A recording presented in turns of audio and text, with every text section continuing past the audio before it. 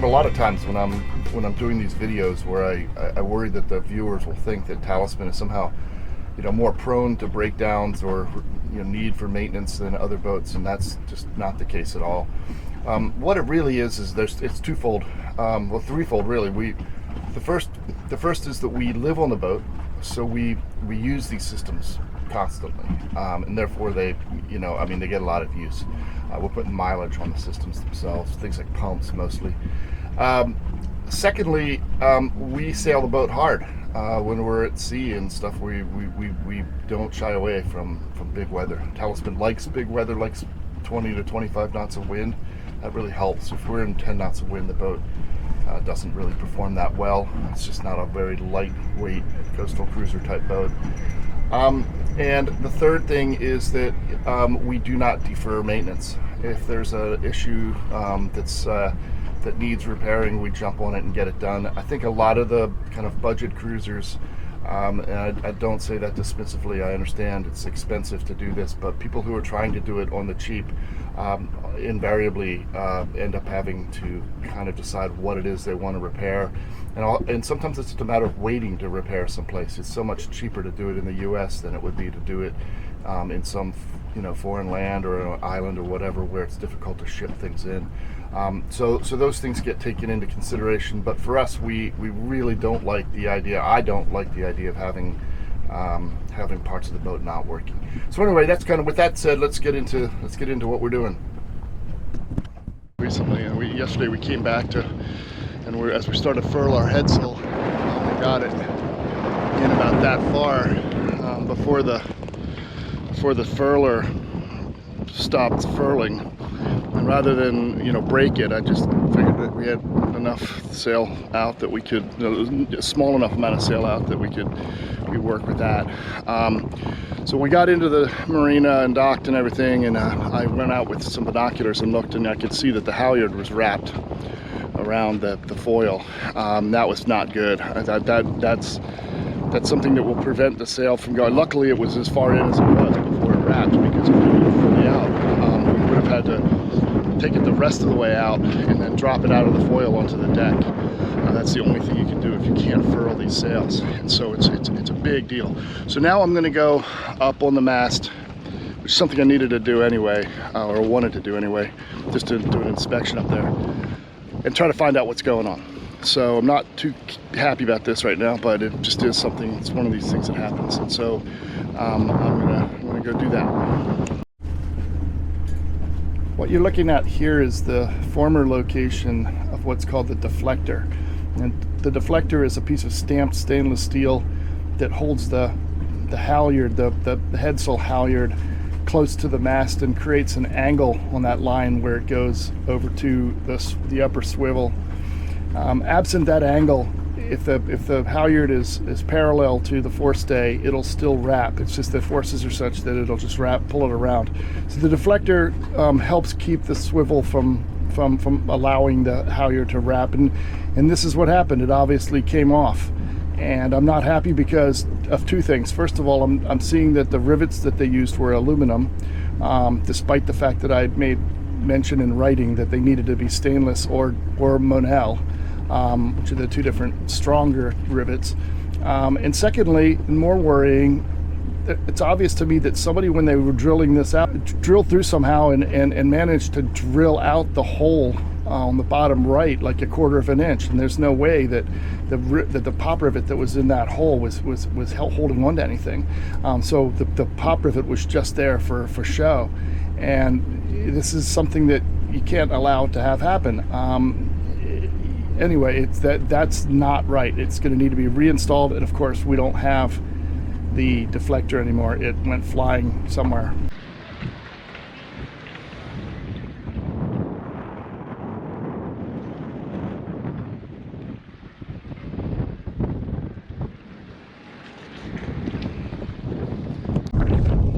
So Wendy clearly doesn't trust me not to drop anything on the deck, and that's a good thing, because I don't want to have anything fall. I've got the hammer, the big things, the hammer and the drill tied off, and I'll have those hanging from my harness, my bosun's chair. You ready? I'm ready.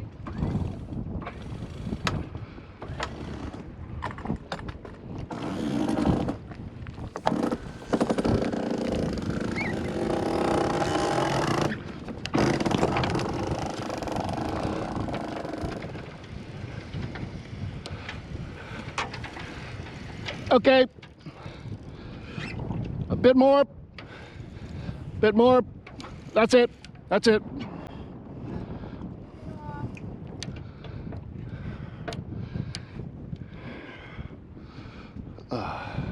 Okay, can you come and release the blue halyard over here?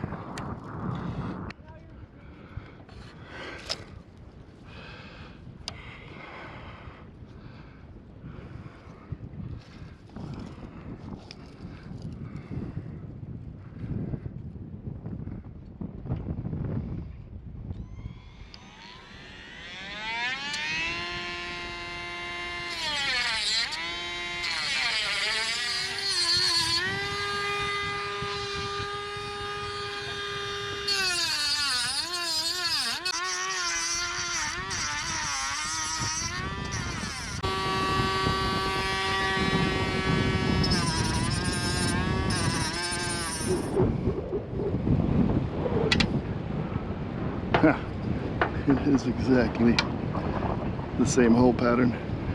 Well, I've had to kind of consider this, and I've decided that the answer is it's got to go below, just a little bit below.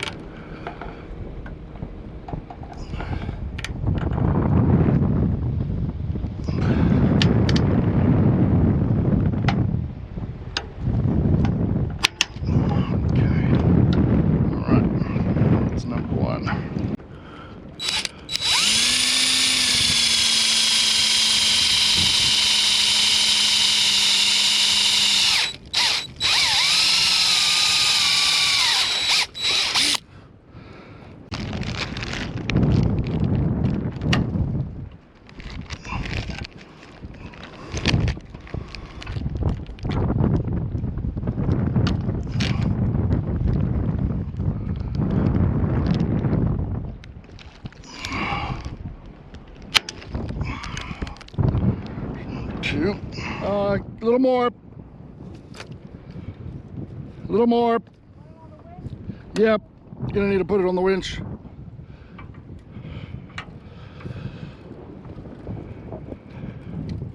So the trick with this is this swivel has to actually swivel. So it's got to be tensioned enough to keep wrinkles from developing horizontally in the sail while also not locking up. A little more.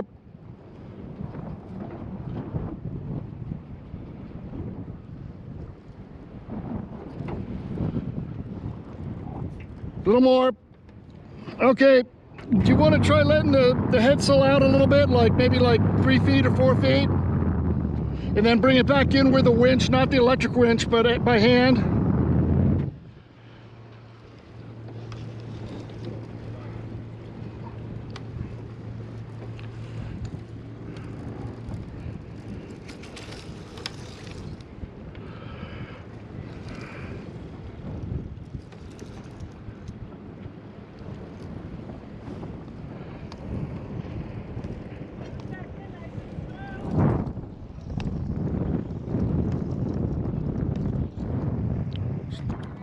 Okay.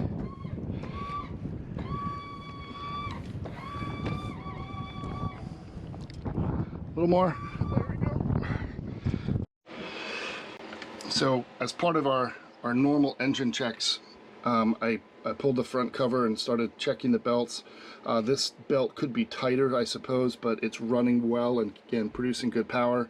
The more you tighten it, the more you stress the bearings, so I'm going to let that go. This belt for our secondary engine-driven bilge pump, which is this huge monster up here, from Jabsco, is something that will really come in handy if you were hauled and taking on a lot of water.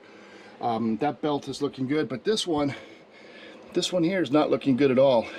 It's got cracks in it, as you can see here, and also over here, and that belt is just absolutely ready to go. First of all, I'm going to make sure I have a new one, and then once I've got that taken care of, I'm going to have to change this out. And it's not going to be easy because it's the third belt back, of course. So I have to take the other two off in order to get to it. So I changed the water pump belt out, and it was kind of flopping a little bit, so I had to tighten it a bit more. And as you can see, the bilge pump belt is also a bit loose. You can see it's kind of wiggling back and forth. And with time, especially if it hits some of the nuts or anything in there, it'll get furling.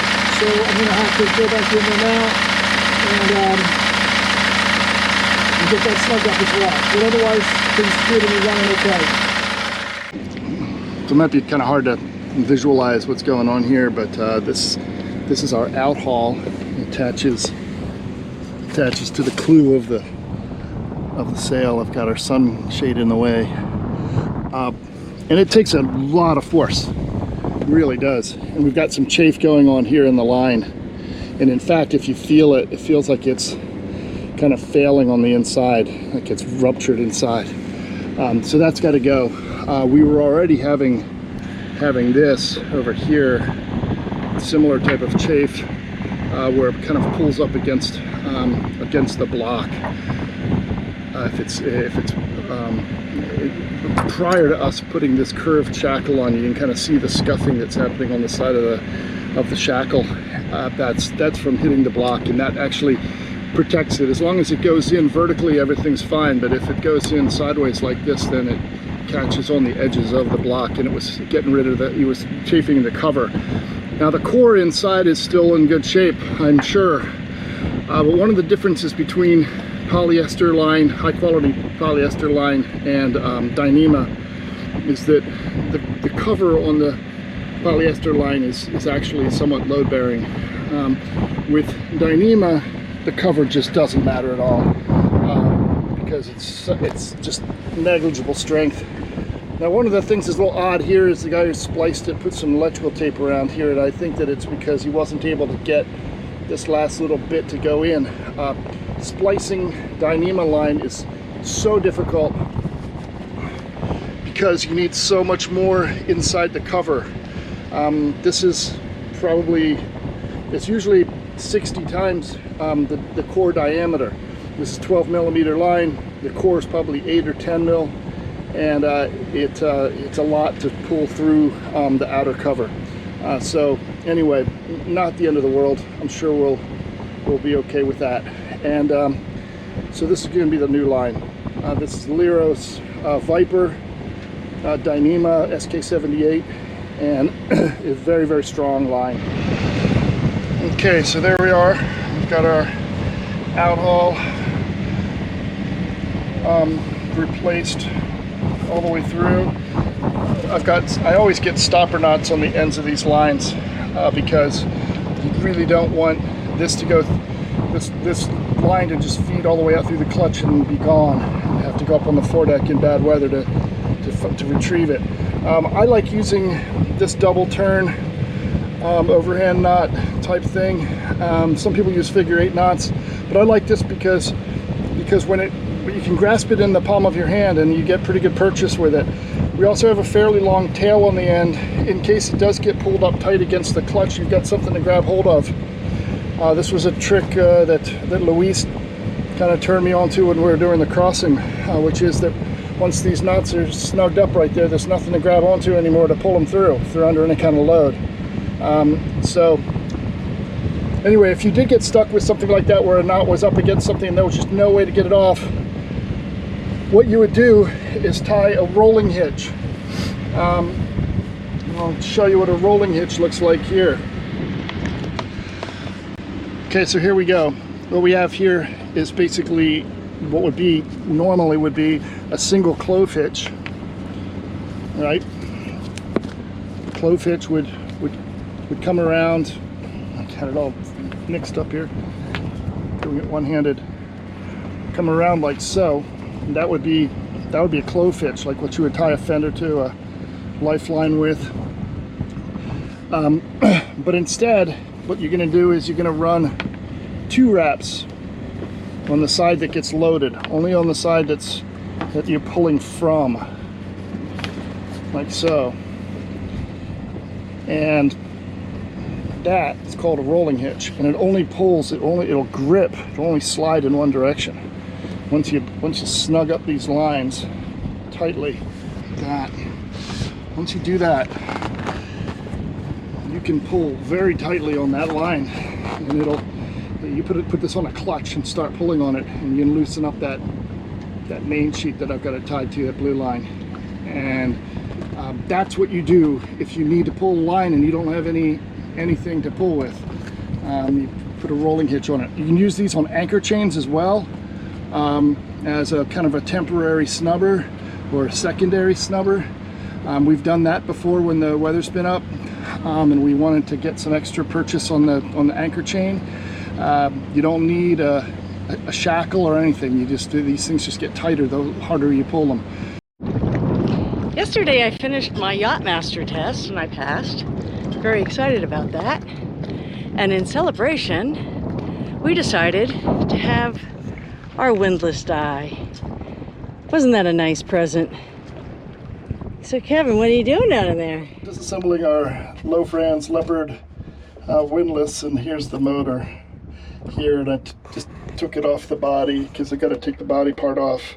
And what I wanted to do was to hook these contacts, these conductors back up, and actually run the motor to make sure that the motor functions in both directions, which I was pretty sure it did, and it does.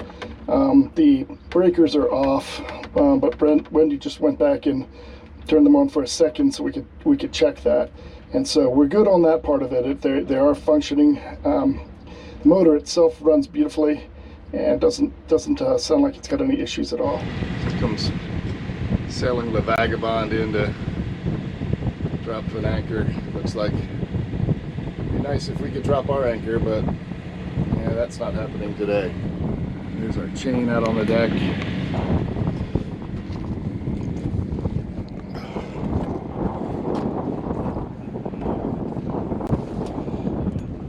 This is not really ideal because we don't have any plastic or anything underneath this chain, and the rust could get down onto the teak. But luckily teak doesn't absorb very much, so I'm just gonna have to do what we can do. Today's project is I've got to get this off. This shaft is absolutely seized in place, will not turn, and it needs to go to the machine shop and be rebuilt. That's basically where we're at. This is what the bearings look like. Here's one of the seals. This little cover goes in here, but goes to show you what happens if when we get. Now we've got this guy turning beautifully. It's got new seals top and bottom. And now they're going to work on getting this taken care of. Stud.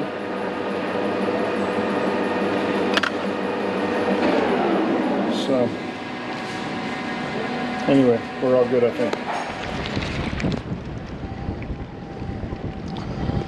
Well, we have a fair array of tools here and parts. You'll notice I wrote Talisman on the bottom of this. Anytime I send stuff to a machine shop or off the boat, I always try to mark that it's, that it's ours. There's a piece of tape on the back of this that says Talisman as well. Just chamfer these out. And this will allow the sealant to get down in there and prevent this from. I'll dig that out. here in a second. But the idea is to allow the sealant to get down in these holes and really keep water from getting down in there.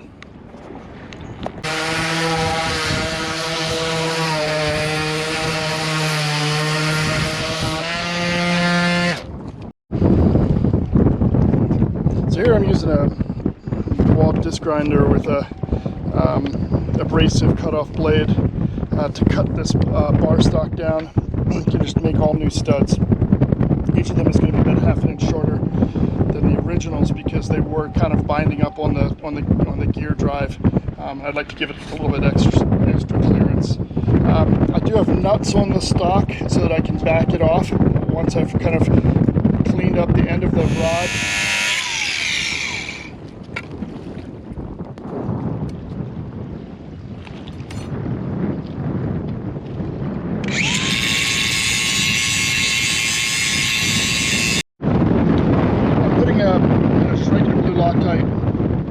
Studs before I put them in. So these nuts are just locked against one another. That way I'll be able to tighten it up using a socket wrench just like this. There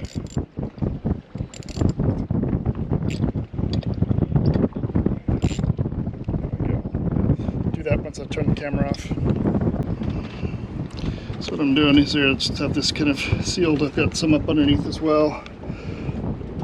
Should have filmed it before I went to put it on, but I just wanted to test fit it and then it went right on, so I'm just gonna go with that. What I did with this shaft here is I sanded it down just lightly with like 120 or 220 grit emery paper, wet dry sandpaper, just enough, and also the same with this female side of the gearbox, to make sure that this shaft, that the underside of this shaft fits into there properly. I ran some marine grease on it just to give it a light, very light coating, and that way hopefully the whole thing will assemble properly. It was very, very hard to get off. It doesn't take very much sanding on these surfaces to get it loosened up. What was on there was basically white salt type crust, and so we're gonna just go with that. I'm a little concerned that they didn't replace the seals in this because they weren't leaking, at least out the bottom, but here at the top I noticed that there's a little bit of fluid in there, and I think that may be leaking out of the upper seal, but there's not really much I can do about it now, and it is the top seal, so as long as it doesn't get water down on top of it, it should be fine. All right, well, get the motor on here, using a hex driver on the end of a socket wrench, and important to have these tools. Seriously important to have all these tools. All of our wires in there, right? And then we're gonna give it a try. Let's see, go there. Other way.